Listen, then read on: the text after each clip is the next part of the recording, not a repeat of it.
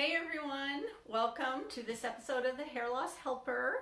And you're probably wondering what is behind me here. I am at a recording studio. Hair Loss Helper is doing so well that we're going live big time. I'm kidding. I actually hope that one day it will reach that, but I am not kidding about being at a recording studio. That part's true. My brother-in-law is a very famous recording engineer, and I am in his studio, and he said, hey, just record your episode down here. So right now I'm in New Brunswick, Canada, a city called St. John, and I wanted to give you an update on my first week without hair. And I gotta say, it's been a very interesting week in the sense that I went through airport security, and I had a headscarf on, a full headscarf. I should have brought it. Well, next episode I'll show you some headscarves. But anyways, I was curious to know whether or not I would be stopped at security and customs and asked to take it off. Because I Googled that actually to see if other people who have gone through with headscarves and everything, if they've been asked to take it off. And some have and some haven't. And so I found the actual TSA, official TSA website, and they said that you are allowed to wear headscarves as long as your face is fully visible and stuff like that. So that they can verify your passport identity. And so I went through, and there were no issues. Nobody asked me to take anything off, and everything went really, really smoothly. Now you might be wondering, well, why was I wearing a headscarf? Well, airports can be kind of cold. Same thing on the plane, and I have discovered without any hair, it does get a little chilly sometimes. And so having a headscarf just, was warmer. I didn't wear it to try and cover up the fact that I had no hair. In fact, I've been walking around St. John, in even Cedar City, where I live. I've been walking around without anything on, and very little reaction, I would say. Of course, I don't know if, let's say I pass somebody on a street and somebody does this, because I think that some people, if they see somebody who, especially a woman who is completely bald, I think there's going to be a tendency for them to think that, well, maybe I'm going through chemo or something like that. I think once I lose all my hair, so once my eyebrows all disappear and whatnot, they probably won't think that anymore. But who knows? Who knows what they're thinking, right? Anyways, update on my husband. He is getting used to the new look, and he has said a couple of times that when he looks at me, he thinks that I am this heavy-duty punk rocker chick or something, and that's why I have no hair. Well, I don't know how I feel about that, although, quick fun fact, I did go through a punk phase when I was around 19, 20 years old, and I had a mohawk and tail and a dog collar, and so anyways, I didn't follow the punk philosophy though. So some people say that I was a poser because I just like dressing that way. Anyways, so maybe this is the new punk rock look. I don't. Let's see, what else did I want to talk to you about?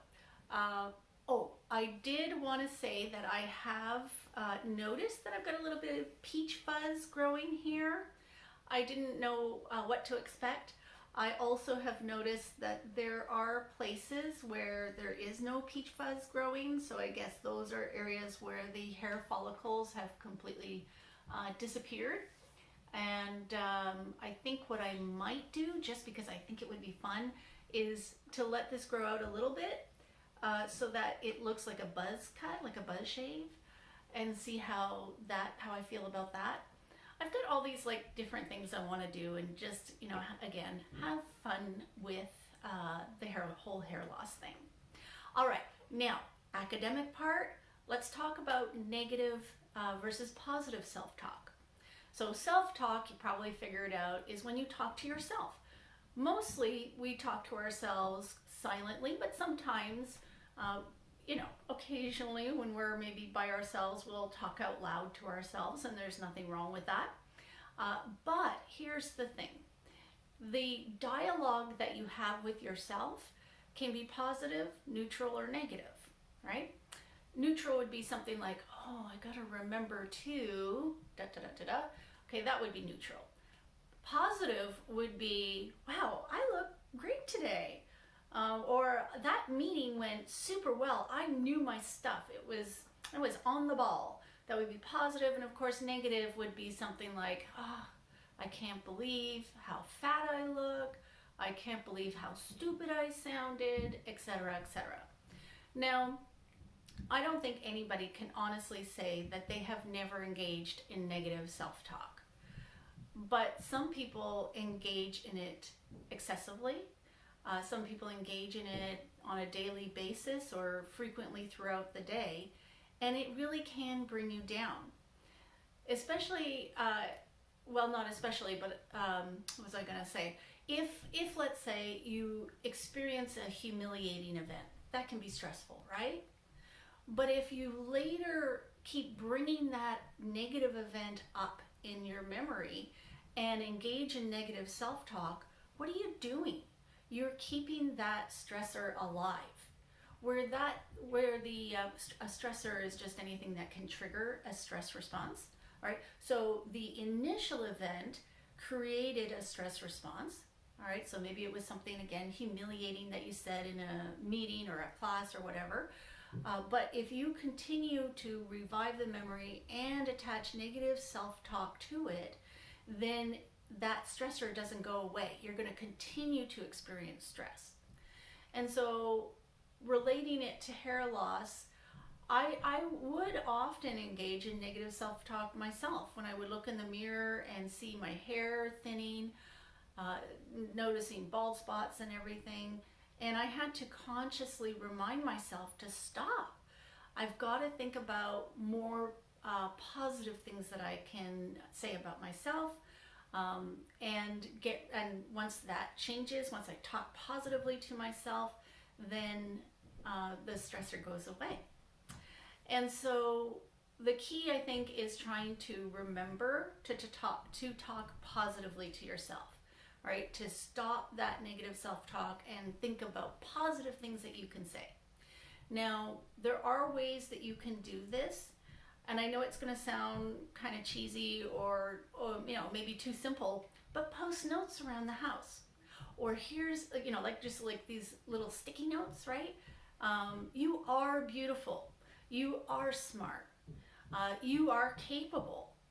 Things like that, all right? We call those cues to action in health psychology. So you can post those around the house.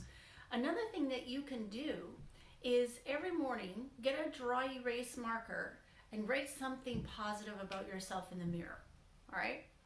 Now, again, the techniques that I'm telling you about have been supported in the research literature, all right? I'm not just making them up, but little things like that can go a very long way, all right? So positive self-talk, try and catch yourself when you engage in negative self-talk. It is not productive, whereas positive self-talk can be, right? And you've heard the